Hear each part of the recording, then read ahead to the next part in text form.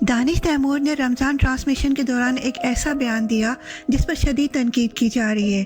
انہوں نے اپنی بیوی عائزہ خان کے سامنے کہا کہ مرد کو 4 شادیوں کی اجازت ہے، لیکن میں فی الحال ایسا نہیں کر رہا۔ ان کے اس جملے نے انٹرنیٹ پر ہنگامہ برپا کر دیا کیونکہ لوگوں کو لگا کہ انہوں نے نیشنل ٹی وی پر اپنی بیوی کو شرمندہ کیا۔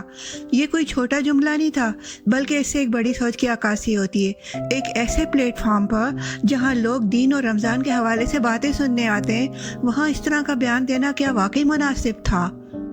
کیا ضروری تھا کہ اس بات کا تذکرہ کیا جائے، اور وہ بھی ایسے انداز میں جیسے احسان کیا جا رہا ہو؟ سوشل میڈیا پر جہاں دانش تیمور کو شدید تنقید کا سامنا ہے، فریحہ الطاف نے انہیں انسیکیور یعنی غیر محفوظ شخص قرار دیا، جبکہ مشی خان نے بھی ان پر تنقید کی کہ لوگوں کا کہنا ہے کہ اگر دین نے 4 شادیوں کی اجازت دی ہے تو اس کے ساتھ برابری اور انصاف کی شرط بھی رکھی گئی ہے، مگر مرد صرف 4 شادیوں والی بات دہراتے ہیں، باقی اصولوں پر کوئی دھیان نہیں دیتا۔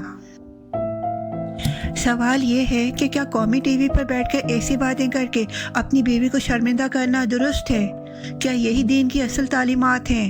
یہ سوچنے کا مقام ہے۔